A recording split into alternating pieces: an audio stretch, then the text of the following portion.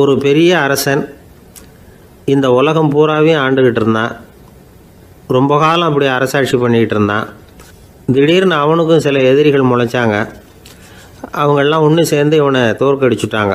தோற்று போனதும் இவனுக்கு பயம் வந்துட்டுது, எங்கே எதிரிகள் நம்ம கொண்டுடுவாங்களோ அப்படின்னு. வெளியில் வந்தால் தனக்கு ஆபத்துன்னு பயந்துக்கிட்டு யாருக்கும் தெரியாமல் ஒரு குகைக்குள்ளே போய் பதுங்கி கிடக்கிறான். நிலைமையை பாருங்கள். முதல் நாள் அரண்மனையில் அதிகாரம் பண்ணிக்கிட்டு இருந்தவன் மறுநாள் குகையில் பயந்து போய் பதுங்கி கிடக்கிறான். ராத்திரி நேரம் வந்தது, பசி வயத்தை கிள்ளுது, பிச்சை எடுத்து சாப்பிட வேண்டிய நிலைமை. பிச்சை எடுக்கிறதுக்கு பாத்திரம் வேணுமே, என்ன பண்ணுறது அப்படின்னு அங்கேயும் இங்கேயும் பார்க்குறான். ஒரு மூலையில் யாரோ விட்டுட்டு போன ஒரு ஓடு கிடக்குது. அதை எடுத்துக்கிட்டு புறப்பட்டான். இருட்டில் வழி புரியல. ஏதோ ஒரு யூகத்தில் காலை மெதுவாக எடுத்து வச்சு நடந்து போயிட்டுருக்கிறான். வழியில் ஒரு கருப்பு நாய் படுத்து கிடந்தது. இருட்டில் அவன் இது கண்ணுக்கு சரியாக தெரியல. அவனுக்கு தவறி போய் காலை வச்சுட்டான். அது மேலே நாய் சும்மா இருக்குமா, வள்ளுன்னு விழுந்து கடிச்சு விட்டுது. காலை பார்க்குறான், காலத்தையும் நினச்சி பார்க்குறான். அரண்மனையில் வீரக்கழல் அணிந்த காலை உடைய மன்னா அப்படின்னு புகழ்வாங்களே புலவர்கள்லாம். ஆனால் அது இன்றைக்கி நாய் கடித்த காலம் ஆகிட்டுதே அப்படின்னு நினைக்கிறான். அது மட்டும் இல்லை, முன்னாடியெல்லாம் பொற்கிண்ணங்களில் தான் அவன் சாப்பிடுவான். ஆனால் இப்போது உடஞ்சி போன ஓட்டு, அது ஓட்டை கையில் வச்சுக்கிட்டு நிற்கிறான். அதில் ஏதாவது யாராவது சாப்பாடு போடுவாங்களான்னு. முன்னாடியெல்லாம் நிறைய பேர் அரண்மனைக்கு வருவாங்க. அரசருக்கு காணிக்கைன்னு சொல்லி இவன் காலடியில் கொண்டாந்து கொட்டுவாங்க. அப்போல்லாம் இவன் அந்த ஜனங்களுடைய முகத்தை திரும்பி கூட பார்க்குறதில்ல. ரொம்ப கர்வமாக உட்காந்துருப்பான். அதே ஆள் இன்றைக்கி எல்லார் கண்ணுலேயும் படுறது மாதிரி பிச்சை எடுத்துக்கிட்டு இருக்கிறான். அப்போலாம் காணிக்கைகளை தன்னுடைய கையால் வாங்கிறது தனக்கு கௌரவ குறைச்சல்னு நினச்சி தன்னுடைய வேலைக்காரங்களை விட்டு தான் அதை வாங்க சொல்லுவான்.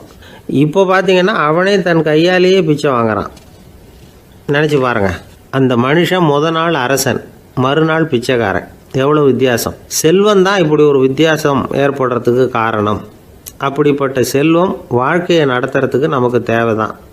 ஆனால் அதையே நாம் அடைய வேண்டிய பயனாக நினைக்கிறோம் பாருங்கள், அதுதான் வேடிக்கை. இதை நம்மாழ்வார் அழகாக ஒரு பாசுரத்தில் சொல்கிறார்.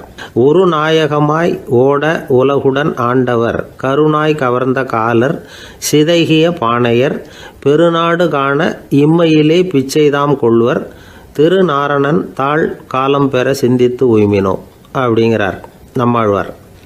ஒரு பெரிய பணக்காரர் ஒரு துறவிகிட்ட போய், சாமி என்கிட்ட நிறைய பணம் இருக்குது, இருந்தாலும் நிம்மதி இல்லை, என்னால் நிம்மதியாக இருக்க முடியல, என்ன காரணம்னு கேட்டாராம். உடனே அந்த துறவி இதுக்கு நேரடியாக பதில் சொல்லாமல் பக்கத்தில் நின்றுக்கிட்டு இருந்த ஒரு குழந்தைய கூப்பிட்டார். அது ஓடியாந்தது. ஒரு ஆப்பிள் பழத்தை எடுத்து அது கையில் கொடுத்தார்.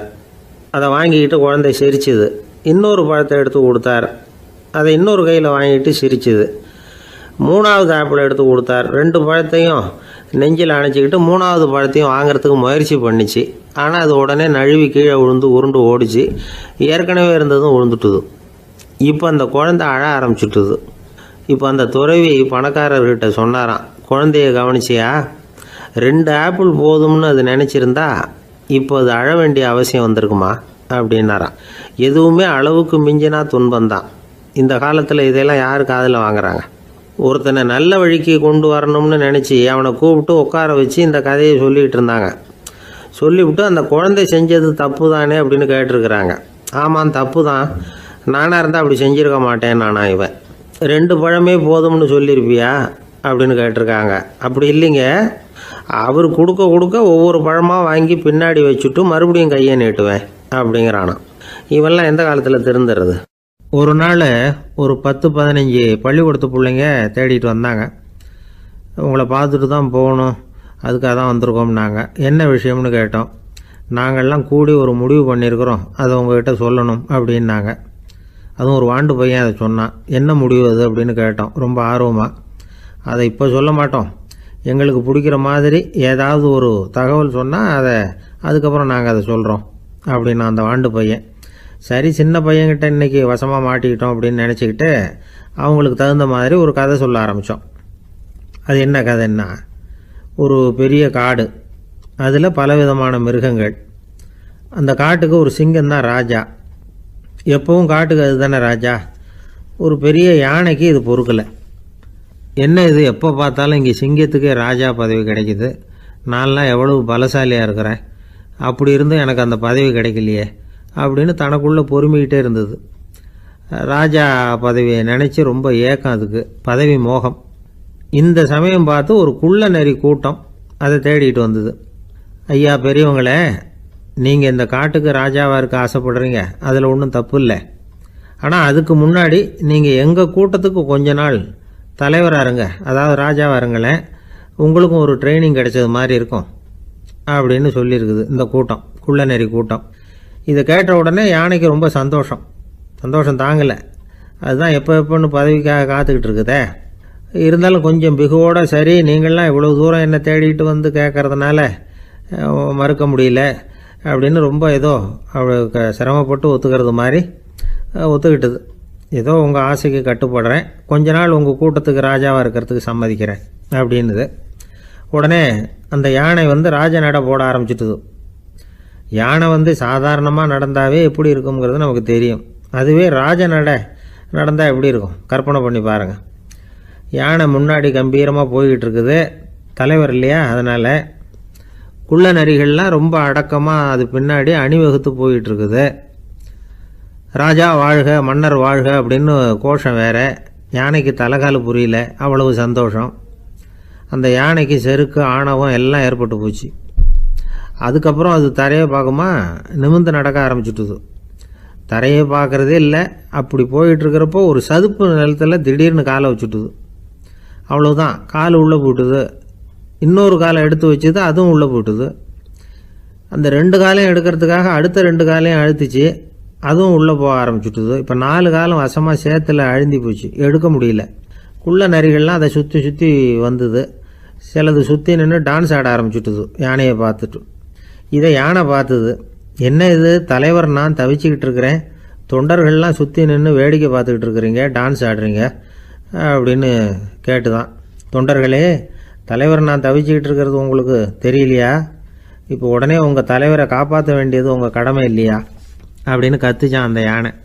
குள்ள நரிகளில் ஒன்று முன்னாடி நின்று அந்த யானையை பார்த்து தான், தலைவரே எங்களுக்கு ரொம்ப நாளாக ஒரு ஆசை, அந்த ஆசையை நிறைவேற்றிக்கிறதுக்காகத்தான் உங்களை எங்கள் தலைவராக ஏற்றுக்கிறோம்னு சொன்னோம் அப்படின்னு தான். என்ன ஆசைன்னு கேட்டிருக்கு யானை.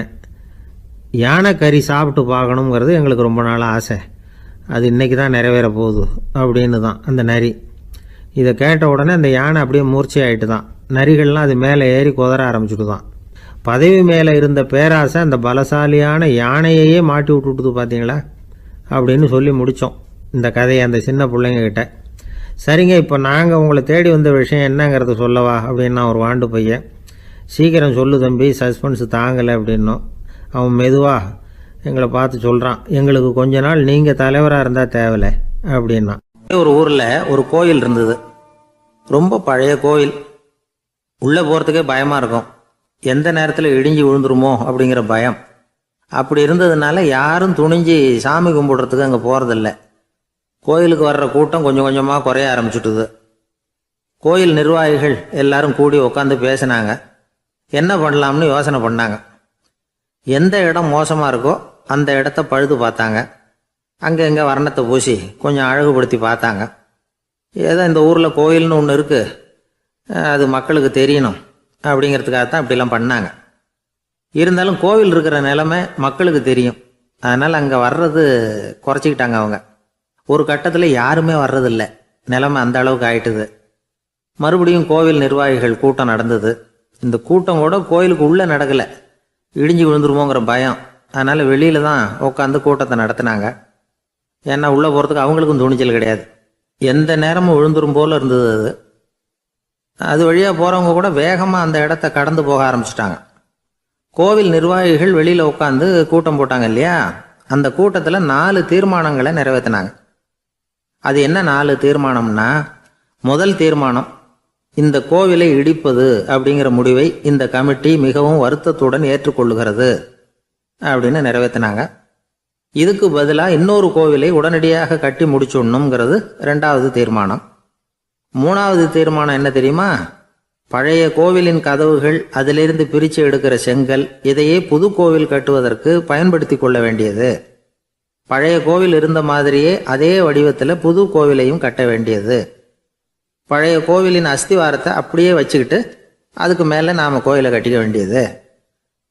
இதுதான் 3வது தீர்மானம். இதையும் கமிட்டி முழு மனசோடு ஏற்றுக்கிட்டது. இது வரைக்கும் சரி. இப்போ அந்த கமிட்டி 4வதாக ஒரு முக்கியமான தீர்மானத்தை கொண்டுகிட்டு வந்து அதையும் ஏகமனதாக நிறைவேற்றி விட்டுது.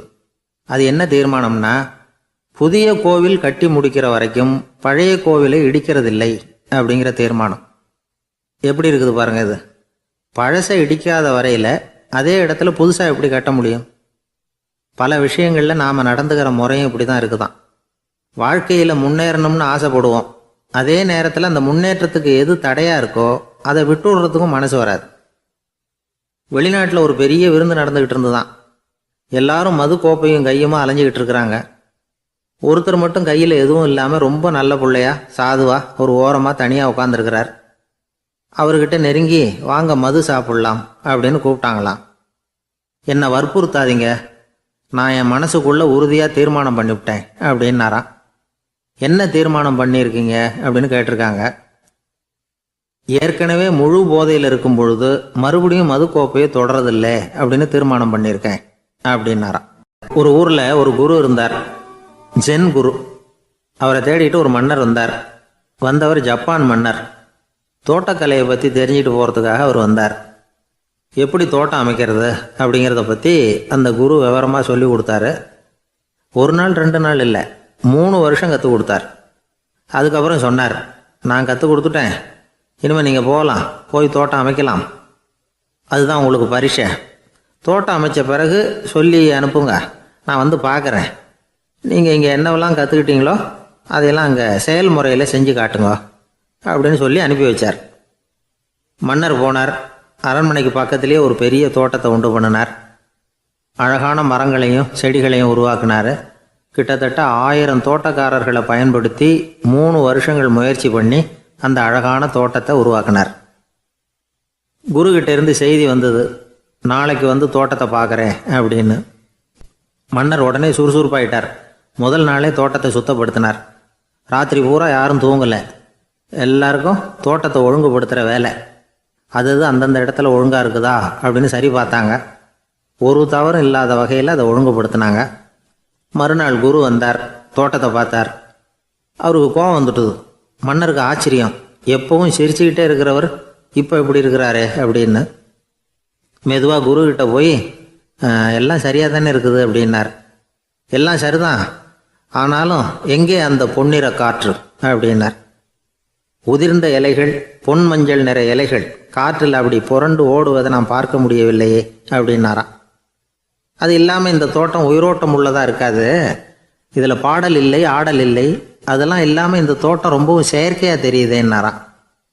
மன்னர் இப்போ தான் யோசனை பண்ணார். கீழே கிடந்த காஞ்சி போன இலைகள் மட்டும் இல்லை, மரத்தில் இருந்த காஞ்சி போன இலைகளையும் அப்புறப்படுத்தி சுத்தமாக வச்சிருக்கிறார். இறப்பும் வாழ்க்கையினுடைய ஒரு பகுதி தான். மரணம்ங்கிறது வாழ்க்கைக்கு எதிரானது அல்ல, அதை நிரப்பும் ஒரு பகுதி தான் அது. மரணம் இல்லையில் வாழ்க்கையே இல்லை அப்படிங்கிறது பெரியவங்க கருத்து. இப்போ அந்த தோட்டம் அழகாக தான் இருக்குது, இருந்தாலும் அது ஒரு ஓவியம் மாதிரி உயிர் இல்லாமல் இருக்கு. குரு ஒரு வாளியை கையில் எடுத்துக்கிட்டார். தோட்டத்தை விட்டு வெளியில் போனார். ஏற்கனவே வீசி எறிந்த அந்த சருகுகளை எல்லாம் அள்ளி கொண்டுகிட்டு வந்தார்.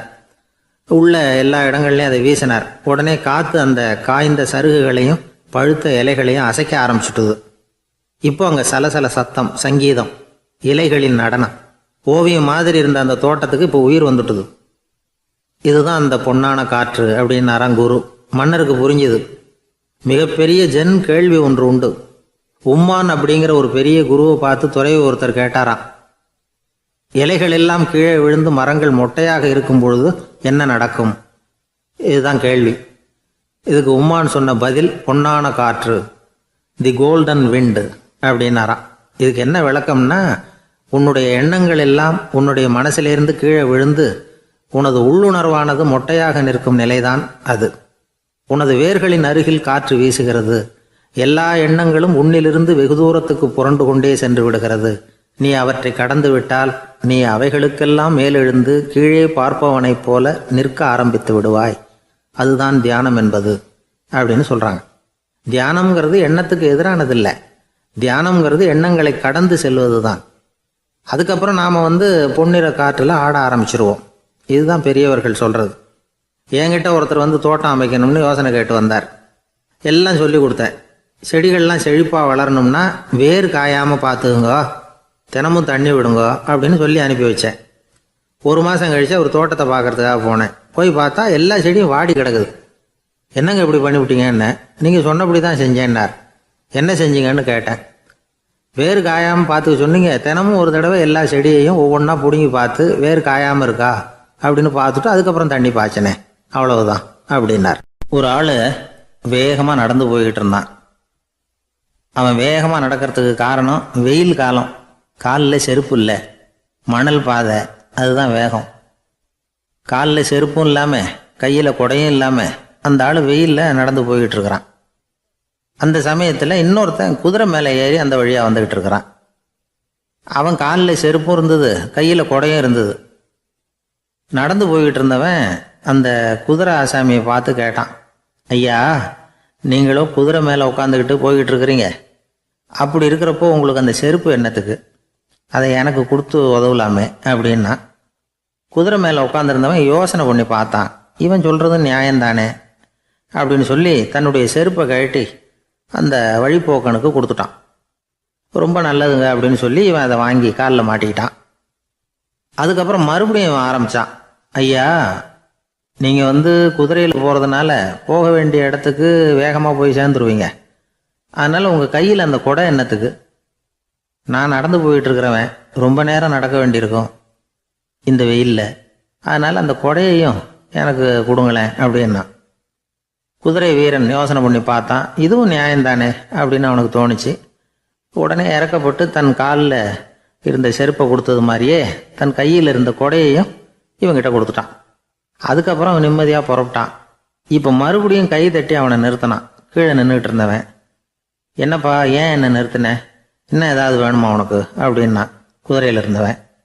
இவன் மெதுவாக வாயை திறந்து அந்த குதிரையையும் என்கிட்ட கொடுத்துருங்களேன்னா.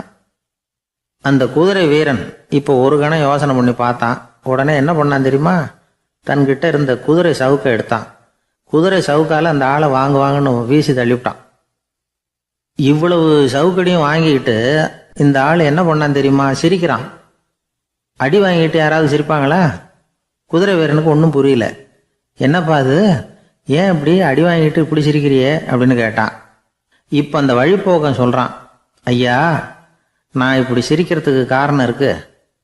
இப்படி குதிரை கேட்டு உங்ககிட்ட அடி வாங்கலேன்னு வச்சுக்கோங்க, என் உயிர் உள்ள வரைக்கும் மனசில் ஒரு தவிப்பு இருந்துக்கிட்டே இருக்கும். செருப்பையும் கொடையையும் கேட்ட உடனே கொடுத்தவன் குதிரையையும் கேட்டிருந்தா கொடுத்துருப்பானோ அப்படிங்கிற பேராசையில் ஏங்கிக்கிட்டே இருந்திருப்பேன்.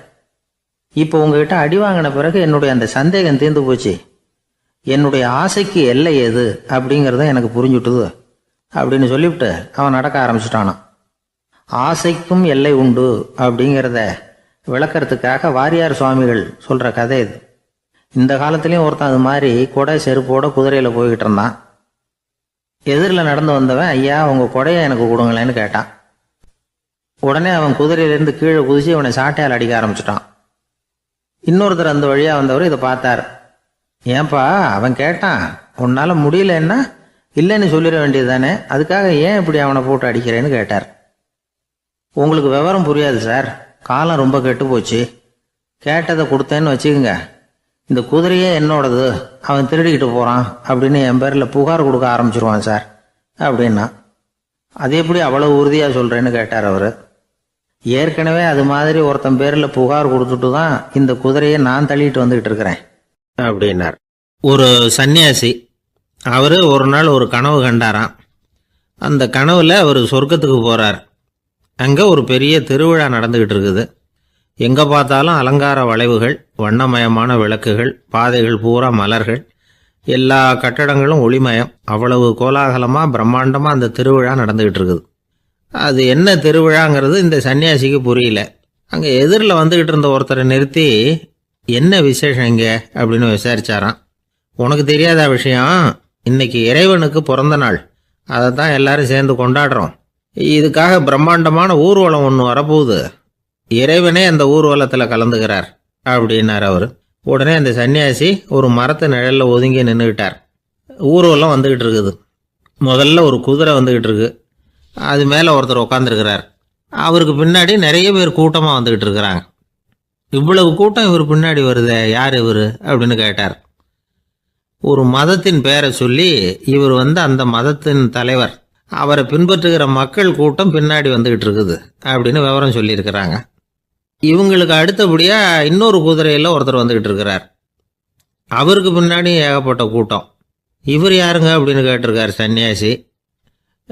அங்கே இருக்கிறவங்க விவரம் சொல்லியிருக்கிறாங்க. இன்னொரு மதத்தின் பெயரை சொல்லி இவர் அந்த மதத்தினுடைய தலைவர், அவர் வழியை பின்பற்றுகிறவர்கள் அவர் பின்னாடி கூட்டமாக வந்துக்கிட்டு இருக்கிறாங்க அப்படின்ட்டு இருக்காங்க. இப்படி ஒவ்வொருத்தராக குதிரை மேலே வந்துக்கிட்டே இருக்கிறாங்க. அவங்கள பின்பற்றியும் ஒவ்வொரு கூட்டம் வந்துக்கிட்டே இருக்குது. அந்த பெரிய ஊர்வலம் அது பாட்டுக்கு போய்கிட்டு இருக்குது. கடைசியாக அது முடிஞ்சது ரொம்ப நேரம் கழித்து. அதுக்கப்புறம் கொஞ்சம் நேரம் கழித்து ஒரு வயசான ஆள் குதிரை மேலே வந்துக்கிட்டு இருக்கிறார். ஆனால் அவருக்கு பின்னாடி யாருமே இல்லை. அவர் பரிதாபமாக தனியாக வந்துக்கிட்டு இருக்கிறார். அவர் அந்த ஊர்வலத்தை சேர்ந்தவரா இல்லையாங்கிறதே தெரியல. இவர் யார், இவர் ஏன் இப்படி தனியாக வந்துக்கிட்டு இருக்கிறார் அப்படின்னு கேட்டிருக்கார் அந்த சன்னியாசி. என்னது இப்படி கேட்குறீங்க? இவர் தான் கடவுள். இவருக்காக தான் இன்றைக்கி இந்த ஊர்வலமே நடக்குது. இவருக்கு தான் இன்றைக்கி பிறந்த நாள். முன்னாடி போகிற ஊர்வலம் பூரா இவருடைய பிறந்த நாளை கொண்டாடுறதுக்காக தான் அப்படின்ட்டுருக்காங்க. இதை கேட்டதும் அந்த சன்னியாசிக்கு திடுக்குன்னு தூக்கி போட்டிருக்கு. இது வரைக்கும் கனவு கண்டுகிட்டு இருந்தவர் முடிச்சுக்கிட்டார். அதுக்கப்புறம் தான் யோசித்து பார்த்துருக்கார். உண்மைதான், மக்கள் எல்லாரும் பக்தி மார்க்கத்தில் போகிறதா நினச்சிக்கிட்டு பாதை மாறி போயிட்டு இருக்கிறாங்க. கடவுளை பின்பற்றுவதாக நினைக்கிறாங்க பக்தர்கள். ஆனால் கடவுளுக்கு பின்னாடி யாருமே இல்லை. இன்னமும் இயல்பாக இதை பற்றி யோசித்து பார்த்தா உண்மைக்கு பின்னாடி தான் நான் போய்கிட்டு இருக்கேன் அப்படின்னு நிறைய பேர் சொல்கிறாங்க. ஆனால் அந்த உண்மை அனாதையாக போய்கிட்டு இருக்குது. அப்படி ஆயிட்டுது உலகம். இந்த காலத்துலேயும் ஒரு ஊர்வலம், ஒரு பெரிய மனுஷருக்கு பிறந்த நாள் விழா. அவர் குதிரை மேலே ஏறி முன்னாடி போயிட்டுருக்கிறார். அவருக்கு பின்னாடி ஒரு 100 பேர் தொண்டர்கள் அவங்க பாட்டுக்கு போகிறாங்க. எல்லாம் பணம் கொடுத்து ஏற்பாடு பண்ணவங்க. எல்லாம் பணம் வாங்கிட்டு முன்னாடி போயிட்டுருக்குறாங்க. கொஞ்சம் தூரம் நடந்ததும் கால் வலிக்க ஆரம்பிச்சுட்டுது. ஒவ்வொருத்தரும் அப்படியே ஒதுங்க ஆரம்பிச்சிட்டாங்க. அதான் முன்னாடியே பணம் கிடச்சிட்டுதே, இனிமேல் ஒதுங்கினா என்னன்னு ஒதுங்கிட்டாங்க. ஒரு கட்டத்தில் குதிரையில் போகிறவர் தற்செயலாக திரும்பி பார்க்குறாரு. பின்னாடி யாருமே இல்லை. எல்லோரும் ஓடி போயிட்டாங்க. ஒரே ஒரு ஆள் மட்டும் ரொம்ப விசுவாசமாக பின்னாடி நடந்து வந்துக்கிட்டு இருந்தான். ஏன்ப்பா நீ மட்டும் வந்துக்கிட்டு இருக்கிறியே, நீ வீட்டுக்கு போகலையான்னு கேட்டிருக்காரு அவர். நீங்கள் அந்த குதிரையையும் அதுக்குள்ளே வாடகை பணத்தையும் கொடுத்துட்டீங்கன்னா நானும் போயிடுவேன் அப்படின்னு நானும். இந்த ஆள் ஒரு ஊரில் ஒருத்தர் இருந்தார். ரொம்ப நல்லவர். யாருக்காவது ஏதாவது கொடுத்துக்கிட்டே இருப்பார். கொடையாளி. தினமும் யாராவது ஒருத்தருக்கு ஏதாவது கொடுக்கலன்னா அவருக்கு தூக்கம் வராது. அப்படி ஒரு பழக்கம். அது மட்டும் இல்லை, அவர் கொடுக்கறது அடுத்தவங்களுக்கு தெரியாது. அவ்வளவு ரகசியமாக அதை கொடுப்பார். வலது கை கொடுக்கறது இடது கைக்கு தெரியக்கூடாதுன்னு சொல்லுவாங்கள்ல, அது மாதிரி அவர். ஒரு நாள் ராத்திரி அவர் ஏற்கனவே தயாராக கட்டி வச்சிருந்த பணம் முடிச்ச கையில் எடுத்துக்கிட்டு வீட்டை விட்டு வெளியில் வந்தார். தெருவில் இறங்கி நடந்தார். இன்னைக்கு யாருக்கு தர்மம் செய்கிறது அப்படின்னு யோசனை பண்ணிட்டு இருட்டில் நடந்து வந்துக்கிட்டு இருக்கிறார். யாரோ ஒருத்தர் எதிரில் வர்றது மாதிரி தெரிஞ்சுது. உடனே அவர் கிட்ட போனார். தன்கிட்ட இருந்த பணம் முடிச்சு அவசரமாக அவர் கையில் திணிச்சுட்டு திரும்பி வந்துட்டார். அப்பாடா, ஒரு வழியாக யாருக்கும் தெரியாமல் இன்னைக்கு தர்மம் பண்ணியாச்சு அப்படிங்கிற மகிழ்ச்சி, மன நிறைவு அவர் முகத்தில். நிம்மதியாக தூங்கினார். அப்புறம் எழுந்திரிச்சார். மறுநாள் காலையில் ஊர் பூரா ஒரே பேச்சு. என்ன பேச்சுன்னா, நேற்று ராத்திரி ஒரு திருடன் கையில் யாரோ பணத்தை கொடுத்துட்டு போயிருக்கிறாங்க அப்படின்னு எல்லாரும் பேசிக்கிட்டு இருக்கிறாங்க. இதை கேள்விப்பட்டதும் அந்த பெரியவருக்கு ரொம்ப வருத்தமாக போச்சு. அடடா, போயும் ஒரு திருடனுக்காக உதவி பண்ணியிருக்கிறோம், பிரயோஜனம் இல்லாமல் போட்டுதே அப்படின்னு நினச்சார். சரி, இன்னைக்கும் யாருக்காவது உதவி பண்ணணும் அப்படின்னு முடிவு பண்ணினார். ராத்திரி நேரம் வந்தது. இவர் வழக்கம் போல் தெருவில் இறங்கி நடந்தார். கையில் பணம் முடிச்சு. எதிரில் ஒரு பெண் உருவம் மங்கலாக தெரிஞ்சது. இவர் உடனே அந்த பெண்கிட்ட பணத்தை கொடுத்துட்டு திருப்தியாக திரும்பி வந்துட்டார். மறுநாள் காலையில் ஊர் பூரா என்ன பேசிக்கிட்டாங்க தெரியுமா? நேற்று ராத்திரி நெறி தவறி நடக்கிற ஒரு பெண்ணின் கையில் யாரோ பணத்தை வச்சுட்டு போயிருக்கிறாங்க அப்படின்னு எல்லாரும் பேசிக்கிறாங்க. அடடா, இன்னைக்கும் தவறுதலாக நடந்து போச்சு அப்படின்னு ஒரு வருத்தப்பட்டார். இருக்கட்டும், இன்னைக்கும் ஏதாவது தர்மம் பண்ணுவோம் அப்படின்னு நினச்சிக்கிட்டாரு. 3வது நாள் ராத்திரியும் புறப்பட்டார். இப்பவும் எதிரில் ஒருத்தர் வந்தார். இவர் பணத்தை கொடுத்தார், திரும்பி வந்துட்டார். மறுநாள் மக்கள் என்ன பேசிக்கிட்டாங்கன்னா, நேற்று ராத்திரி ஒரு செல்வந்தர் கையில் யாரோ பணத்தை கொடுத்துட்டு போயிருக்கிறாங்க அப்படின்னு பேசிக்கிட்டாங்களாம். அவருக்கு ரொம்ப வருத்தமாக போட்டுது. என்ன இது, தினம் இப்படி ஆகிட்டு இருக்குதே அப்படின்னு நினச்சிக்கிட்டே படுத்து தூங்கினார். அன்னைக்கு ராத்திரி ஒரு கனவு. அந்த கனவுல இறைவன் வந்து சொன்னாராம், இதை பாருப்பா, நீ கொடுத்த தர்மம் வீணா போயிடல. உன்கிட்ட பணம் வாங்கின அந்த திருடன் திருந்திட்டான், அந்த பொண்ணும் திருந்திட்டா, அந்த செல்வந்தனும் கொடையாளி ஆயிட்டான், எல்லாருக்கும் உதவி பண்ண ஆரம்பிச்சுட்டான் அப்படின்னு சொன்னாராம். இந்த கதையை சொன்னவர் யாருன்னா நபிகள் நாயகம். இதுல உள்ள கருத்து என்னன்னா, நல்ல மனசோட தர்மம் பண்ணுனா அது வீணா போறதில்லை. இன்னொரு கருத்து, தர்மம் வந்து தன்னை மட்டுமல்ல அடுத்தவங்களையும் தீமையிலிருந்து காப்பாற்றும். இதுதான் நாம புரிஞ்சுக்க வேண்டியது. இந்த காலத்திலயும் இது மாதிரி சில சம்பவங்கள் நடக்கிறது உண்டு. ஒரு பெரியவர் இருட்டில் நடந்து வந்துகிட்டு இருந்தாரு. எதிரில் வந்த ஒருத்தன் வலுக்கட்டாயமா ஒரு கையை பிடிச்சி ஒரு பண முடிப்பை கொடுத்து வச்சுக்க சொல்லிவிட்டு விலகி போயிட்டான். பெரியவருக்கு ஆச்சரியம், இந்த காலத்திலயும் இப்படி வலது கை கொடுக்கறது இடது கைக்கு தெரியக்கூடாதுன்னு நினைக்கிற கொடையாளிகள் உண்டு போல இருக்கு அப்படின்னு யோசனை பண்ணிக்கிட்டே நடந்தார். கொஞ்ச தூரம் போயிருப்பாரு. அதுக்குள்ள அதே ஆள் திரும்பி வந்தான். கொடுத்த பண முடிப்பை திருப்பி கொடுங்க அப்படின்னு கேட்டு வாங்கிட்டான். இவருக்கு ஒன்றும் புரியல. ஏன் இப்படி பண்றேன்னார். அது ஒன்றும் இல்லைங்க, கொஞ்ச நேரம் இதை உங்ககிட்ட கொடுத்து வச்சிருந்தேன் அவ்வளவுதான் அப்படின்னா. ஏன்னு கேட்டார். என்னை பின்னாடி போலீஸ் தேடிக்கிட்டு வந்துகிட்டு இருக்குது, அதுதான் அப்படி பண்ணேன், இப்போ போயிட்டுது, இனிமே ஒன்றும் பயம் இல்லை அப்படின்னு சொல்லிவிட்டு அவன் பாட்டுக்கு நடந்து போறான். அவர் ஒரு பெரிய குடும்பத்துல பிறந்தவர். இருக்கிற சொத்துக்கள் எல்லாத்தையும் வாரி வழங்கி விட்டு காட்டுக்கு புறப்பட்டார் தவம் செய்யறதுக்காக. இருந்தது பூராவும் கொடுத்துட்டார், இனிமே எதுவுமே இல்லை கொடுக்கறதுக்கு. அப்போ கடைசியா ஒருத்தன் வந்து கையை நீட்டினானா, ஐயா ஏதாவது கொடுங்கன்னு இருக்கான். அவர் பார்த்தார், கட்டி இருக்கிற வேட்டியை தவிர வேற எதுவுமே இல்லை. 8 முழம் பட்டு வேட்டி, ஜரிகை கரையோடு இருக்குது. கடைசியா அதை தான் எடுத்துக்கிட்டு அவர் புறப்பட்டுருக்கார். அவர் பார்த்தார், எதிரில் அவன் பரிதாபமா நின்றுட்டு இருக்கிறான். அந்த 8 முழ வேட்டியை 2ஆ கிழிச்சார். 4 முழத்தை அவங்ககிட்ட கொடுத்தாரு. மீதி 4 முழத்தை தன்னுடைய இடுப்புல கட்டிட்டு அவர் காட்டுக்கு போயிட்டார்.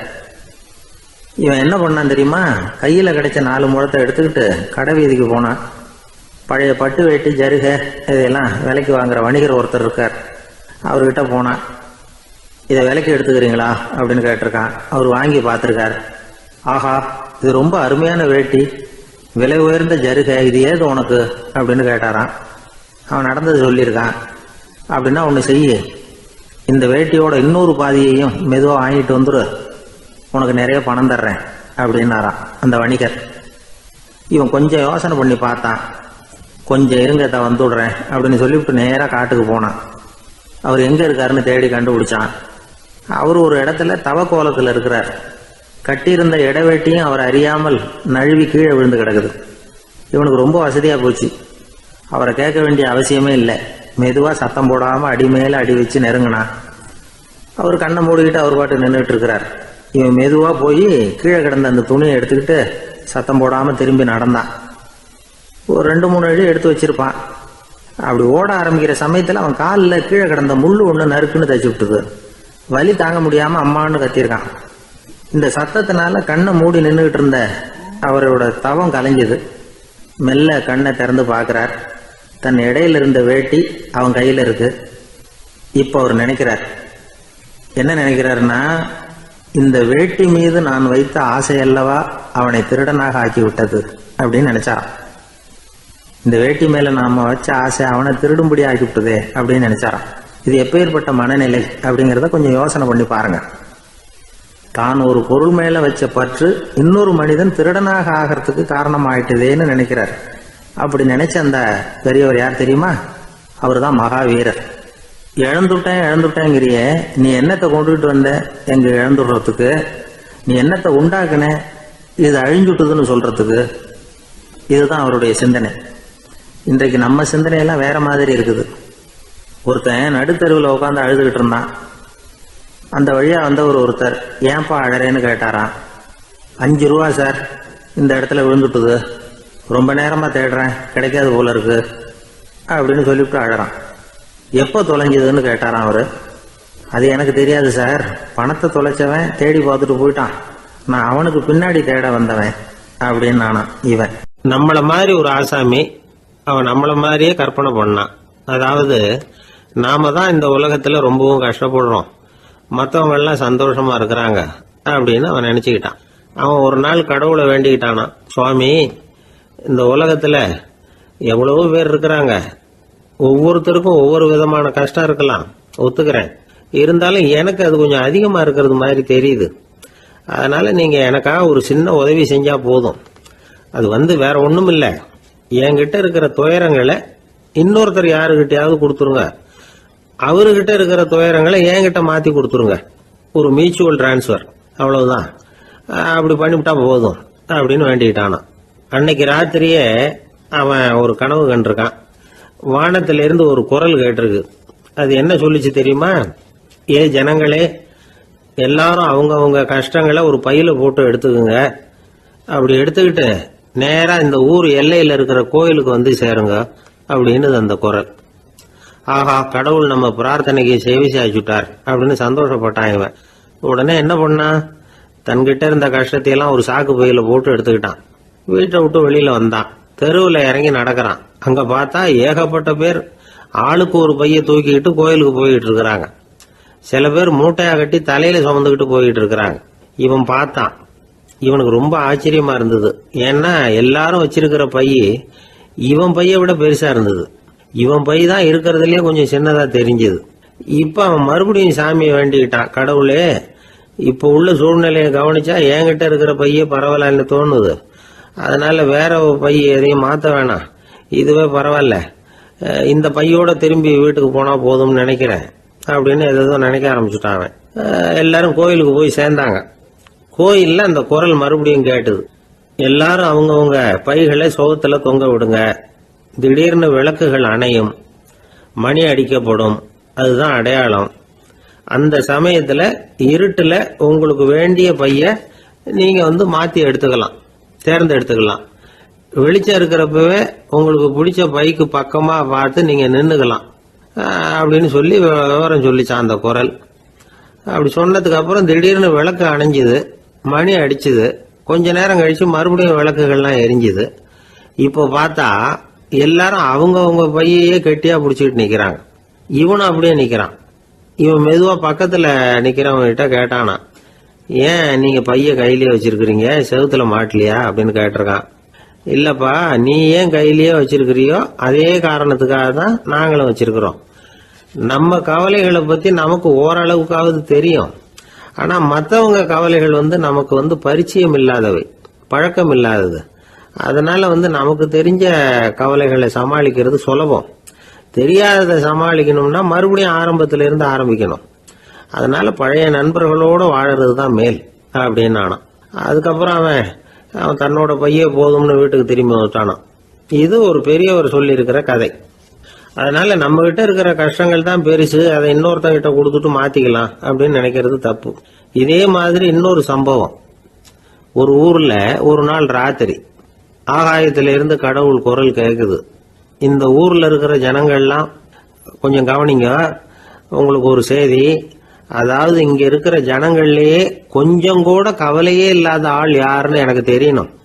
அதனால எல்லாரும் அவங்க கவலைகளை ஒரு பையில போட்டு எடுத்துக்கிட்டு கோயிலுக்கு வாங்க அப்படின்னாரு கடவுள்.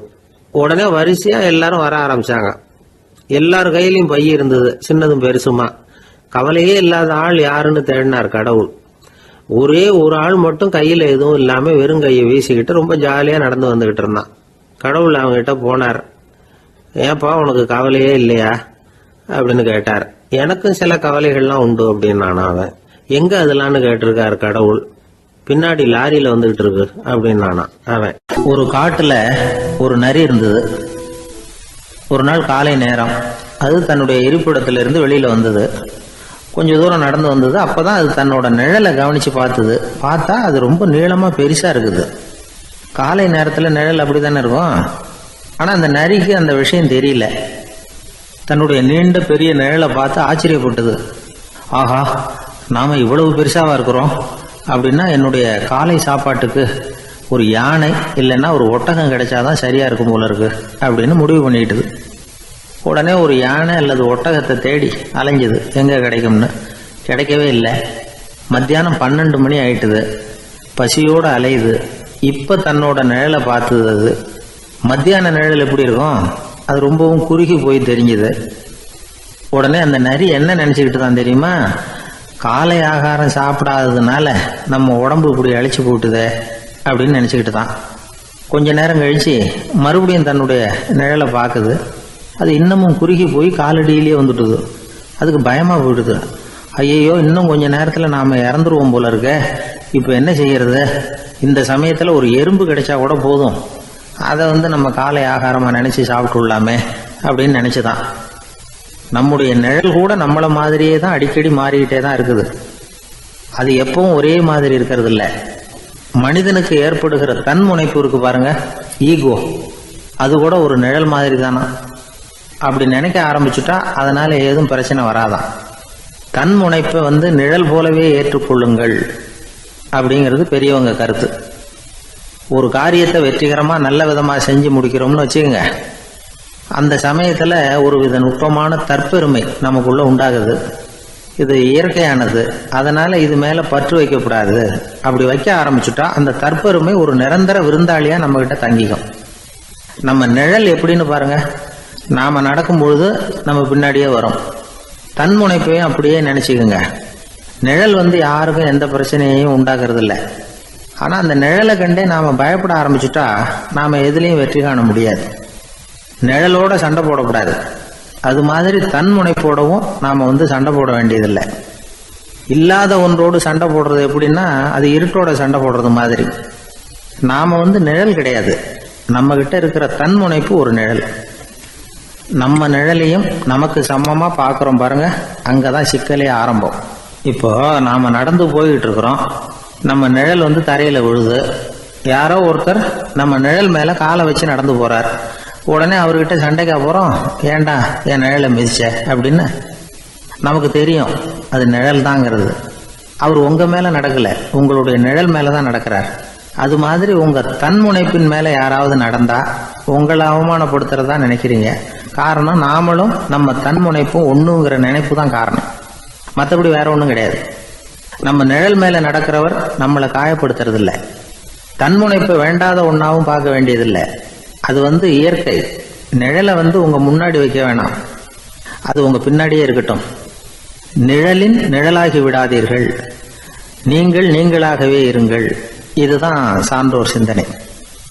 ஒரு பேருந்துல ஒரே நெரிசல். ஒருத்தர் பக்கத்தில் நின்றுகிட்டு இருந்தவர்கிட்ட ரொம்ப பணிவாக விசாரிச்சார், ஏன் சார் நீங்கள் ஏதாவது பெரிய உத்தியோகத்தில் இருக்கிறீங்களா அப்படின்னார். அப்படிலாம் ஒன்றும் இல்லைங்கன்னார் அவர். அப்படின்னா வேற ஏதாவது அரசியலில் பெரிய பதவியில் இருக்கிறீங்களா அப்படின்னு கேட்டார். அதுவும் இல்லைங்கன்னார். சரி, பணமாவது அதிகமாக வச்சுருக்கீங்களா அப்படின்னு கேட்டார். அப்படிலாம் ஒன்றும் கிடையாது சார்னார் அவர். அப்புறம் எதுக்குடா என் காலை மிதிச்சுக்கிட்டு இருக்கிற, இடரா காலை அப்படின்னாராம் இவர். ஒரு ஆள் இருந்தார், அவர் தன்னை ஒரு குருன்னு சொல்லிக்கிட்டார். மௌன குரு, வாயே திறக்கிறதில்ல. அவருக்கு 2 சீடர்கள் உண்டு. இவங்க தான் வர்றவங்க கிட்ட பேசுவாங்க, விளக்கம் கொடுப்பாங்க. ஒரு நாள் இந்த சீடர்கள் 2 பேரும் எங்கேயோ வெளியில் போயிட்டாங்க. அந்த நேரம் பார்த்து ஒருத்தர் அங்கே வந்தார். குருக்கிட்ட போனார். குருவே, புத்தர்னா என்னன்னு கேட்டார். குருவுக்கு ஒன்றும் புரியல. அவர் உண்மையான குருவாக இருந்தாவில் புரியும். அவர் திருன்னு முழிக்க ஆரம்பிச்சிட்டார். இந்த நேரம் பார்த்து இந்த சீடர்களும் எங்கேயோ போயிட்டாங்களே, என்ன பண்ணுறது, உதவிக்கு யாராவது கிடைக்க மாட்டாங்களா அப்படின்னு அப்படியே சுற்றி பார்க்குறார். அங்கங்கே பார்க்குறார். வந்தவர் இதை கவனித்தார். ஏதோ புரிஞ்சுக்கிட்ட ஒரு மாதிரி அடுத்த கேள்வி கேட்டார். தர்மம்னா என்ன சுவாமின்னார். குருவுக்கு ரொம்ப சங்கடமாக போச்சு. நம்ம நிலைமை இப்படி ஆகிட்டுதே, இக்கட்டில் மாட்டிக்கிட்டோமே அப்படின்னு நினச்சபடியே விட்டத்தை பார்த்தார். அப்புறம் குனிஞ்சு தரையை பார்த்தார். அப்படியே உட்காந்துக்கிட்டார். வந்தவர் உடனே அடுத்த கேள்விக்கு போயிட்டார். தியானம்னா என்ன சுவாமின்னார். பாவம் என்ன பண்ணுவார் அந்த குரு, பேசாமல் கண்ணை கெட்டியாக மூடிக்கிட்டார். இது ஏதடா வம்பா போச்சுன்னு. இவர் இப்படி பண்ணால் கூட வந்தவர் சளைக்கலை. இன்னொரு கேள்வியும் கேட்டார். ஆசீர்வாதம்னா என்ன அப்படின்னார். இவர் பார்த்தார், இப்படியே போனால் இவர் கேள்வி கேட்குறத நிறுத்த மாட்டார் அப்படின்னு நினச்சிக்கிட்டு எனக்கு ஒன்றுமே தெரியாதுங்கிற பாவனையில் 2 கையையும் விரித்து காட்டினார். வந்தவர் முகத்தில் மகிழ்ச்சி, மன நிறைவு, ஏதோ எல்லாம் புரிஞ்சுக்கிட்ட ஒரு மாதிரி அங்கேருந்து புறப்பட்டு போனார். வழியில் அந்த குருவோட சீடர்கள் 2 பேரையும் சந்தித்தார். உங்கள் குருவை தான் பார்த்துட்டு வரேன்னார் இவர். என்ன நடந்ததுன்னு கேட்டாங்க. இவர் விவரமாக சொல்கிறார். உங்கள் குரு எவ்வளவு பெரிய ஞானி தெரியுமா? புத்தர்னா என்னன்னு கேட்டேன். அதுக்கு அவர் அப்படியும் இப்படியும் பார்த்தார். அதுக்கு என்ன அர்த்தம் தெரியுமா? மக்கள் புத்தரை அங்கேயும் இங்கேயும் தேடுறாங்க. உண்மையில் அவர் அங்கேயும் இங்கேயும் தேடி கண்டுபிடிக்க முடியாது அப்படிங்கிறத அவர் செய்கை மூலம் உணர்த்தினார். அதுக்கப்புறம் தர்மம்னா என்னன்னு கேட்டேன். அவர் மேலேயும் கீழையும் பார்த்து தர்மம் சமமானது, அதில் உயர்வு தாழ்வு இல்லைங்கிறத உணர்த்தினார். அதுக்கப்புறம் தியானம்னா என்னன்னு கேட்டேன். கண்ணை மூடிக்கிட்டார். கண்ணை மூடி காணுகிற அற்புதம் அது அப்படிங்கிறத புரிஞ்சுக்கிட்டேன். கடைசியாக ஆசீர்வதிக்கப்படுறது பற்றி கேட்டேன். கைகளை நீட்டி உதவுறது தான் அது அப்படிங்கிறத தன்னுடைய இருகை விரித்து உணர்த்தினார். எவ்வளோ பெரிய மகான் அவர் அப்படின்னு சொல்லிவிட்டு அவர் பாட்டு போயிட்டார். சீடர்கள் அதுக்கப்புறம் மெதுவாக குருக்கிட்ட வந்து சேர்ந்தாங்க. அவங்கள பார்த்ததும் குருவுக்கு கோபம் வந்துட்டுது. அடே பாவிகளா, எங்கடா போய் தொலைஞ்சிங்க, நான் ஒரு ஆளுகிட்ட மாட்டிக்கிட்டு என்ன பாடுபட்டிருக்கேன்னு தெரியுமான்னார். இது மாதிரி தான் நாம் சாதாரண மனிதர்களின் புற வேடங்களிலேயே மயங்கி போயிடுறோம். அவங்க பேச்சு, செய்கை, பார்வை இதிலெல்லாம் ஏதோ பெரிய தத்துவம் இருக்கிறதாக நினச்சிக்கிறோம். உண்மையிலேயே அந்த தத்துவங்கள் யாருக்கு சொந்தம்? அவங்களுக்கு இல்லை, நமக்கு தான் சொந்தம். நாம் தானே அதை கற்பிச்சுக்கிட்டோம். நாம் அடையாளம் கண்டுக்கிறது இல்லை, நாம் யாருங்கிறது நமக்கு புரியறதில்ல. அதுதான் இன்றைக்கி நடக்கிறது. அதனால தான் அடுத்தவங்களை தேடி ஓடிக்கிட்டு இருக்கிறோம். சில வீடுகளில் கூட இது மாதிரி சைகைகள் உண்டு. சில குடும்ப தலைவர்கள் தினமும் காலையில் கண்ணை கெட்டியாக மூடிக்கிட்டு கை ரெண்டையும் சுத்தமாக விரித்து வச்சுக்கிட்டே உட்காந்து தியானம் பண்ணுறது வழக்கம். எதுக்காக அப்படி பண்ணுறீங்கன்னு ஒருத்தரை பார்த்து கேட்டேன். இந்த மாதம் வாங்கின சம்பளம் பூரா தீர்ந்து போச்சு, இனிமேல் என் கையில் சுத்தமாக ஒன்றும் இல்லை, புதுசாக எதுவும் செலவு வச்சுடாதே அப்படிங்கிறத அப்படி உள்ளங்கை ரெண்டையும் விரித்து காட்டி அவங்களுக்கு உணர்த்துறேன் அப்படின்னார். எனக்கு வாழ்க்கையில் ஒரே ஒரு ஆசை தான் சார் அப்படின்னார் ஒருத்தர். அது என்னன்னு கேட்டேன். ஆசைகளை ஒழிச்சுடணுங்கிறது தான் என்னோட ஆசை அப்படின்னார். இப்படி ஆசைகளை ஒழிக்க வேண்டும் அப்படிங்கிறதையே ஒரு ஆசையாக கொள்வது அபத்தம் அப்படிங்கிறார் ஒரு பெரியவர். இது மாதிரி ஆசைகளை ஒழிக்க ஆசைப்பட்டா அந்த நோக்கம் நிறைவேறாதான். அந்த முயற்சியால் புதுசாக சில துன்பங்கள் தான் சேருமா. அதில் புதுசாக ஒரு ஆசை தலை தூக்கும் அப்படிங்கிறார் அவர். ஆசைகளை தானாக விழ வச்சுடலாம். அதுக்கு வழி என்ன தெரியுமா? எந்த ஒரு ஆசையையுமே பூரணமாக நிறைவேற்றிக் கொள்ள முடியாதுங்கிறத உணரணும். அதை உணர்ந்தால் ஆசைகள் தானாக விழுந்துடும். அதை விட்டுட்டு ஆசைகளை விட்டுடணுங்கிறதையே ஒரு ஆசையாக வச்சுக்கிட்டு அதுக்காக கடுமையாக முயற்சிகளையும் செஞ்சுக்கிட்டு நான் ஆசைகளை விட்டுட்டு ஞானோதயம் அடையிறதுக்கு கடுமையாக முயற்சி பண்ணிகிட்டு இருக்கிறேன் சார் அப்படின்னு சொல்லிக்கிட்டு இருந்தால் எந்த காலத்துலேயும் ஞானோதயம் வரப்போகிறதில்ல. அதுக்கு பதிலாக துன்பந்தான் சேரும் அப்படிங்கிறது அவரோட கருத்து. எந்த ஒரு ஆசையையும் பூரணமாக நிறைவேற்றி கொள்ள முடியாது அப்படிங்கிறத உணரணும். ஒரு ராஜா, அவர் மனசில் அமைதி இல்லை, எப்பவும் கஷ்டப்பட்டுக்கிட்டே இருந்தார். இந்த துன்பத்தை போக்குறதுக்கு பல வழிகளில் என்னென்னமோ முயற்சியெல்லாம் பண்ணி பார்த்தார். ஒன்றும் சரியாக வரல. கடைசியாக ஒரு காரியம் பண்ணார். அதாவது ஒரு வேதாந்தியை தேடிட்டு போனார். அவரை பார்த்து கேட்டார், ஐயா, என்னுடைய துன்பங்கள்லேருந்து நான் விடுபடணும், அதுக்கு சுலபமாக ஏதாவது ஒரு வழி இருந்தால் சொல்லுங்களேன் அப்படின்னு கேட்டுக்கிட்டார். அதுக்கு அந்த வேதாந்தி சொன்னார், அதுக்கு ஒரு வழி சொல்கிறேன், அது மாதிரி செய். அதாவது உன்னுடைய ராஜ்யத்துக்குள்ள போதுங்கிற மனசோட வாழுற ஒருத்தனை கண்டுபிடிக்கணும். அப்படி கண்டுபிடிச்சி அவனுடைய சட்டையை வாங்கி நீ போட்டுக்கணும். அப்படி போட்டுக்கிட்டா உன்னுடைய துன்பம் தீர்ந்துரும் அப்படின்னார். உடனே ராஜாவுக்கு ரொம்ப மகிழ்ச்சி. அரண்மனையில் இருந்த அத்தனை பேரையும் ஆளுக்கு ஒரு பக்கமாக அனுப்புனார். தேட சொன்னார். போதுங்கிற மனசுடைய ஒருத்தனை கண்டுபிடிச்சி கொண்டுகிட்டு வாங்க அப்படின்னார். எங்கெங்கேயோ தேடி கடைசியாக ஒரு ஆளை கண்டுபிடிச்சாங்க. அவன் போதுங்கிற மனசோடு இருக்கிறவன் தான். ஆனால் அவன்கிட்ட சட்டை எதுவும் இல்லை. இடையில கட்டியிருக்கிற துண்டே போதுங்கிற மனசோடு அவன் வாழ்ந்துக்கிட்டு இருக்கிறான். சட்டை இருந்தாவில் ராஜா வாங்கி மாட்டிக்க முடியும். அந்த வேதாந்தி ஏன் அப்படி சொன்னாருங்கிறதுக்கான அர்த்தம் இப்போ தான் ராஜாவுக்கு புரிஞ்சுதான். இது வரைக்கும் சொன்னதெல்லாம் ஞான மார்க்கத்தை தேடிக்கிட்டுறவனுக்கான உள்ள தகவல்.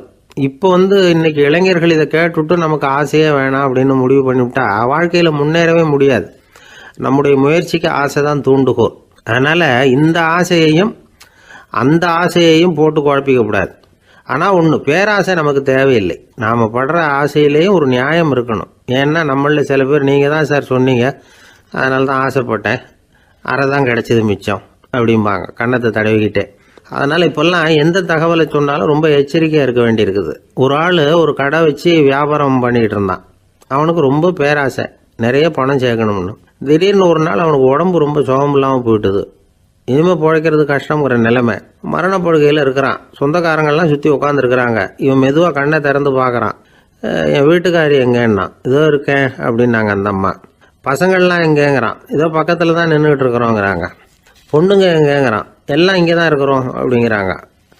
எல்லாம் இங்கே தான் பக்கத்தில் தான் இருக்கோம், நீங்கள் கவலைப்படாதீங்கன்னு சொல்கிறாங்க எல்லாம். அவன் மெதுவாக கஷ்டப்பட்டு வாயை திறந்து, அட பாவிங்களா, எல்லாரும் இங்கே இருந்தால் அங்கே கடையை யார் கவனிக்கிறது அப்படின்னானா. ராமகிருஷ்ணர் வாழ்ந்த காலத்தில் நடந்த ஒரு நிகழ்ச்சி இது. அப்போது ஒரு ஓவியர் இருந்தாராம். அவருக்கு ஒரு ஆசை, ராமகிருஷ்ணர் படத்தை வரையணும், அதை அவர்கிட்டயே கொண்டுட்டு போய் காட்டி அபிப்பிராயம் கேட்கணும். இதுதான் அந்த ஓவியரின் ஆசை. உடனே ராமகிருஷ்ணர் படத்தை வரைஞ்சி முடித்தார். அதை எடுத்துக்கிட்டு போனார். இவர் போன சமயம் அங்கே ராமகிருஷ்ணர் சீடர்களோடு உட்காந்துருக்கிறார். விவேகானந்தர் அங்கே இருக்கிறார். இந்த ஓவியர் கொண்டுகிட்டு போய் தான் வரைந்த ஓவியத்தை அவர்கிட்ட காட்டினார். ராமகிருஷ்ண பரமஹம்சரின் ஓவியத்தை ராமகிருஷ்ணர்கிட்டயே காட்டுறார். ராமகிருஷ்ணர் என்ன பண்ணார் தெரியுமா? அந்த படத்தை பார்த்தார். உடனே அது காலை தொட்டார். குருதேவருடைய இந்த செயல் சீடர்களுக்கு ரொம்ப வியப்பை உண்டு பண்ணிச்சு. சில பேர் மனசுக்குள்ளேயே ரொம்ப குழம்பி போக ஆரம்பிச்சிட்டாங்க, என்ன இப்படி பண்ணுறாருன்னு. என்ன இது அவரோட படம், அவரே அவரோட படத்தின் காலை தொடுறார் அப்படின்னு யோசிச்சாங்க. சில பேர் ஒன்றும் புரியாமல் ஒருத்தர் பார்த்து சிரிச்சுக்கிட்டாங்க. அந்த இடத்துல சீடர்கள் மட்டும் இல்லை, சீடர் அல்லாத பல பேர் இருந்தாங்க. தன்னுடைய காலை தானே தொடர இவருடைய செயல் பற்றி என்ன நினைக்கிறது அப்படின்னு அவங்களும் குழம்பி போய் நிற்கிறாங்க. அந்த படத்தை வரைஞ்சி அவர்கிட்ட காட்டின அந்த ஓவியருக்கும் அதிர்ச்சி.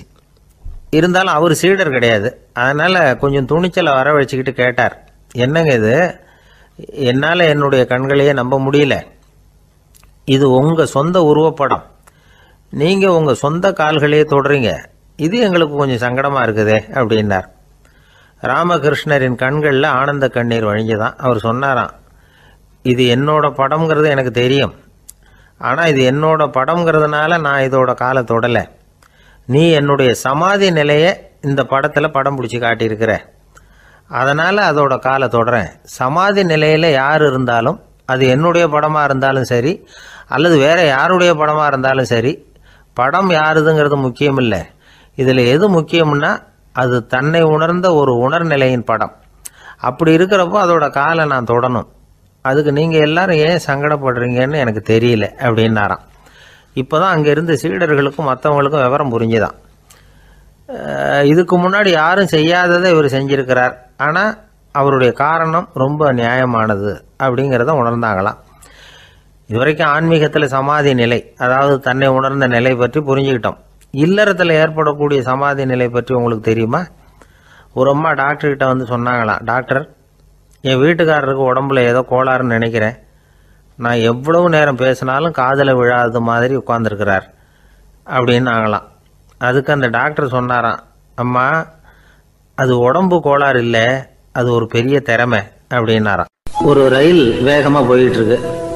அது ஒரு ரயில்வே ஸ்டேஷனில் கொஞ்ச நேரம் நின்றுது. அப்போ அதில் ஒரு ஆள் ஏறினார். தலையில் ஒரு மூட்டையை வச்சுருந்தார். மூட்டையை தலையில் சுமந்துக்கிட்டே உள்ளே வந்தார். மூட்டையை தலையில் சுமந்துக்கிட்டே ஒரு இடத்துல உட்காந்தார். ரயில் மறுபடியும் புறப்பட்டுது.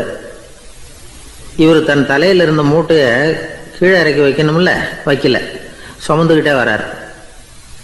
எதிரில் உட்காந்துருந்தவர் கேட்டார், ஏங்க ஏன் இப்படியே உட்காந்துருக்குறீங்க தலையில் மூட்டையை வச்சுக்கிட்டு, மூட்டையை கீழே இறக்கி வைக்கலாமே அப்படின்னார். வேணாங்க, பாவம், தலையில் இருக்கிற மூட்டையை இறக்கி ரயிலில் வச்சா ரயிலுக்கு பாரம் அதிகமாக இருக்கும் அப்படின்னார் அவர். இப்படி ஒரு ஆளை பார்த்தா நமக்கு சிரிப்பு தான் வரும். ஏன்னா ரயிலுங்கிறது அந்த மூட்டையையும் சேர்த்து சுமந்துக்கிட்டு தான் போகுது. அவன் அந்த மூட்டையை தலையில் வச்சுருந்தாலும் ஒன்று தான், தரையில் வச்சுருந்தாலும் ஒன்று தான். அதனால் ரயிலுக்கு எந்த மாற்றமும் ஏற்பட போகிறதில்ல. அதே மாதிரி தான் நம்ம மனமும். இதுவும் ஒரு தேவையில்லாத சுமை, அனாவசியமாக சுமந்துக்கிட்டு இருக்கிறோம். இதை கீழே இறக்கி வச்சுட்டா வாழ்க்கை பிரயாணம் சுகமாக இருக்கும். ரயில் பிரயாணம் பண்ணுற அந்த ஆள் மூட்டையை சுமக்கிறான், வாழ்க்கை பிரயாணம் பண்ணுற நாம மனசை சுமக்கிறோம். இது ரெண்டுக்கும் எந்த வித்தியாசமும் இல்லை. மனசை கீழே இறக்கி வச்சுட்டா பாரம் இல்லாமல் வாழலாம், பறவைகள் மாதிரி பறக்கலாம், குழந்தைகள் மாதிரி கள்ளங்கபடம் இல்லாமல் வாழலாம். இந்த வெளி உலகத்தில் நாம் நிலை பெற்று இருக்கணும், வேரூன்றி இருக்கணும். அதே சமயம் நம்முடைய உள்வெளியில் ஆன்மீக வாழ்க்கையில் பாரம் இல்லாமல் இருக்கணும். அப்போ பறக்கணும், நதியை போல் ஓடணும், மிதக்கணும், பயணம் சுகமாக இருக்கும், களைப்பு தெரியாது, கவலை தெரியாது. ஒரு சீடன் போதி தர்மரை நாடி வந்தான். குருவே, நீங்கள் என்ன வெறுமையாக இருக்க சொன்னீங்க, நான் இப்போ மறுபடியும் வெறுமையானவன் ஆகிட்டேன், அதனால் இப்போ என்ன செய்ய சொல்கிறீங்க என்ன அப்படின்னு சொல்லி வந்து நின்னான். உடனே அந்த குரு பக்கத்தில் இருந்த ஒரு குச்சியை எடுத்து அவன் தலையில் அடித்து, போய் அந்த வெற்றுத்தன்மையையும் வீசி எறிந்து விட்டு வா அப்படின்னார். நான் இப்போ காலியாக இருக்கிறேன்னு ஒருத்தன் சொல்கிறான்னு வச்சுக்கோங்க, அது உண்மை இல்லை. ஏன்னா இன்னமும் அதில் நான்கிற எண்ணம் இருக்குது. எந்த சிந்தனையும் இல்லாமல் இருக்கிறது கடினம்தான். ஆனாலும் மனிதன் அதில் உள்ள நுட்பத்தை புரிஞ்சுக்கிட்டான்னா இவ்வளவு தூரம் தூக்கி சுமந்துக்கிட்டு வந்த அந்த மனதின் முட்டாள்தனத்தை அவனே பார்த்துட்டு சிரிப்பான். இதுதான் பெரியவங்க சொல்லியிருக்கிற ஆலோசனை. நம்மால் ஒருத்தன் தலையில் ஒரு பெரிய மூங்கில் கூடையோடு ரயிலில் வந்து உட்காந்தான். கூடை தலையில் இருந்தது, கீழே இறக்கி வைக்கல. எதிரில் இருந்தவர் கேட்டார், ஏங்க எதுக்காக அதை அனாவசியமாக சுமந்துக்கிட்டே இருக்கீங்க, கீழே இறக்கி வைங்களேன்னார். இல்லைங்க, நான் வீட்டை விட்டு புறப்படும் பொழுதே என் பையன் சொல்லிவிட்டான் கூடையை தலையை விட்டு இறக்கக்கூடாதுன்னு அப்படின்னார். அவன் சின்ன பையன், விவரம் இல்லாமல் சொல்லியிருப்பான். இப்போ என்ன நேரில் வந்தால் பார்த்துக்கிட்டு இருக்கிறான், நீங்கள் இறக்கி வைங்கன்னார் அவர். அவன் நேரில் பார்த்துக்கிட்டு இல்லை, இருந்தாலும் நான் இந்த கூடையை கீழே இறக்கி வச்சா அது அவனுக்கு தெரிஞ்சிடும் அப்படின்னாரு இவர். அது எப்படின்னார் அவர். அவன் தனக்கு டிக்கெட் வாங்க வேணாம்னு சொல்லி இப்போ இந்த கூடைக்குள்ளே தான் உட்காந்துருக்கிறான் அப்படின்னார் இவர். ஒரு பெரிய நினைவு மண்டபம், அதுக்கு முன்னாடி ஒரு அப்பாவும் பிள்ளையும் நின்றுக்கிட்டு இருக்கிறாங்க. அந்த வழியாக போகிறவங்க வர்றவங்கெல்லாம் அந்த இடத்துல நின்று அது என்ன மண்டபம் அப்படின்னு விசாரிக்க ஆரம்பித்தாங்க. அந்த அப்பாவும் பிள்ளையும் தான் வர்றவங்களுக்கெல்லாம் விவரம் சொல்லிகிட்டு இருக்கிறாங்க. அதாவது இந்த இடத்துல ஒரு பெரிய மகான் சமாதி ஆயிருக்கார், அவர் சமாதியான இடத்துல இந்த நினைவு மண்டபத்தை கட்டியிருக்கிறோம் அப்படின்னாங்க. ஊர் பூரா இந்த செய்தி பரவிச்சு. நிறைய பேர் அந்த இடத்த தேடி வர ஆரம்பித்தாங்க. இங்கே கொஞ்சம் நேரம் உட்காந்துட்டு போனால் மனசுக்கு ஒரு நிம்மதி கிடைக்கிது அப்படின்னாங்க. அங்கே இருந்த உண்டியலில் நிறைய காசு போட்டுட்டு போகிறாங்க. பணம் கிடுகிடுன்னு நிறைய சேர ஆரம்பிச்சுட்டுது. பணம் நிறைய சேர்ந்த உடனே அந்த அப்பாவுக்கும் பிள்ளைக்கும் தகராறு வந்துட்டுது. பணம் சேர்ந்தாலே சொத்து தகராறு வரத்தானே செய்யும், அது மாதிரி வந்துட்டுது. பையன் அடிக்கடி நிறைய பணம் கேட்க ஆரம்பித்தான். அப்பா பார்த்தார், யோசனை பண்ணார், ஒரு முடிவுக்கு வந்தார். ஒரு நாள் பையனை கூப்பிட்டார், இதை பாருப்பா, நமக்குள்ள தகராறு வேணாம். அப்பாவும் பிள்ளையும் இப்படி சண்டை போட்டுக்கிட்டா பார்க்குறவங்க தப்பாக நினைப்பாங்க. அதனால் நமக்குள்ளே சமரசமாக இதை தீர்த்துக்குவோம், என்ன சொல்கிற அப்படின்னார் அப்பா. சரின்னு நான் பையன். உடனே அந்த அப்பா என்ன பண்ணார் தெரியுமா, மகன்கிட்ட கொஞ்சம் பணத்தை கொடுத்தார். தன்கிட்ட இருந்த ஒரு கழுதையையும் கொடுத்தார். இதை வச்சு நீ பொழைச்சிக்கோ அப்படின்னு சொல்லி அனுப்பி வச்சுட்டார். மகன் அந்த கழுதையை இழுத்துக்கிட்டு அடுத்த ஊருக்கு போனான். வழியிலேயே அந்த கழுதை செத்து போச்சு. உடனே என்ன பண்ணலாம்னு யோசனை பண்ணான். ஒரு ஐடியா வந்தது. அந்த கழுதையை ஒரு சாலை ஓரமாக புதைச்சான். கையில் இருந்த பணத்தை வச்சு அந்த இடத்துல ஒரு கல் மண்டபம் கட்டினான். அந்த வழியாக 2 பேர் வந்தாங்க. இது என்ன மண்டபம்னு விசாரித்தாங்க. இந்த இடத்துல ஒரு பெரிய மகான் சமாதி ஆயிருக்கிறார் அப்படின்னா. இந்த செய்தி ஊர் பூரா பரவ ஆரம்பிச்சுட்டுது. நிறைய பேர் வந்து போக ஆரம்பித்தாங்க. இங்கே வந்தால் மனசுக்கு ஒரு பெரிய நிம்மதி கிடைக்குது அப்படின்னு வேறு சொல்ல ஆரம்பித்தாங்க. வர வர கூட்டம் அதிகமாக வர ஆரம்பிச்சுட்டுது. உண்டியலில் பணம் நிறைய சேர்ந்துட்டுது. நகையெல்லாம் கூட கழட்டி காணிக்கையாக போட ஆரம்பிச்சிட்டாங்க. அப்பாவை விட மகன் பெரிய ஆளாயிட்டான். இதை கேள்விப்பட்டார் அப்பா. பையனை பார்த்துட்டு வரலாம்னு ஒரு நாள் புறப்பட்டு வந்தார். பையன் ஓஹோன்னு இருக்கிறான். பங்களா, காரு எல்லாம் வந்துட்டுது. எப்படிடா இந்த அளவுக்கு ஆனே அப்படின்னு விசாரித்தார். அப்பா, எல்லாம் உங்கள் ஆசீர்வாதம் தான். நீங்கள் கொடுத்த மூலதனத்தை வச்சு தான் இவ்வளவும் சம்பாதிச்சேன் அப்படின்னு நான் பையன். அது எப்படிறான்னு விசாரித்தார். அப்பா, நீங்கள் ஒரு கழுதை குட்டியும் கொஞ்சம் பணமும் என்கிட்ட கொடுத்து அனுப்பி வச்சிங்க. அதை எடுத்துக்கிட்டு வந்தேன். வர்ற வழியில் அந்த கழுதை செத்து போச்சு. உடனே யோசனை பண்ணேன், அந்த கழுதையை இந்த இடத்துல புதைச்சேன். கையில் இருந்த பணத்தை வச்சு மண்டபம் கட்டினேன். மகான் ஒருத்தர் சமாதி ஆயிருக்கார் அப்படின்னு வதந்தியை கிளப்பி விட்டேன். ஜனங்கள்லாம் ஏமாந்து போய் காசை கொண்டாந்து போட ஆரம்பிச்சிட்டாங்க. நான் பொழைச்சிக்கிட்டு இருக்கிறேன் அப்படின்னா. இப்போதான்டா நீ என் புள்ள அப்படின்னு சொல்லி சந்தோஷப்பட்டாரான் அந்த அப்பா. ஏன் அப்படி சொல்கிறீங்கன்னு கேட்டிருக்கான் பையன். கழுதை குட்டியை புதைச்சி மண்டபம் கட்டியிருக்கிற நீ, ஏற்கனவே நம்ம ஊரில் நாம் கட்டியிருக்கிறோமே மண்டபம், அது இந்த கழுதையோட அம்மாவை புதைச்ச இடம். மகான் சமாதி ஆயிருக்காருன்னு நானும் சும்மா கப்ஸாக தான் விட்டுக்கிட்டு இருக்கேன் அப்படின்னாரான் அப்பா. முட்டாள் ஜனங்களை நினச்சி அந்த 2 பேரும் சத்தம் போட்டு சிரித்தாங்களாம். மனுஷன் ஏமாத்துறது ரொம்ப சுலபம். என் கூட படித்த ஒருத்தன் திடீர்னு ஒரு நாள் எல்லாருக்கும் அருள் வாக்கு சொல்ல ஆரம்பிச்சிட்டான். அவன் ஒரு ஆஃபீஸ்லேயும் வேலை பார்க்குறான். ஆஃபீஸில் உள்ளவங்கள்லாம் அவங்ககிட்ட வந்து அருள் வாக்கு கேட்குறது வழக்கம். ஒரு நாள் நான் அவன் முன்னாடி போய் உட்காந்து பேசிக்கிட்டு இருந்தேன். அப்போ அதே ஆஃபீஸில் வேலை பார்க்குற ஒருத்தர் அவங்ககிட்ட வந்து, சுவாமி, என் மேஜையில் வச்சுருந்த பேனா திடீர்னு காணாமல் போட்டுது, அது திரும்ப கிடைக்குமா எனக்கு அப்படின்னு கேட்டார். இவன் கண்ணை உருட்டி பார்த்துட்டு, அது உனக்கு கிடைக்காது, புதுசாக வேற ஒன்று வாங்கிக்கப்போ அப்படின்னா. சரின்னு அவர் போயிட்டார். அவர் போனதுக்கப்புறம் நான் மெதுவாக இவனை பார்த்து, அது எப்படிறாது, அது உனக்கு கிடைக்காதுன்னு அவ்வளவு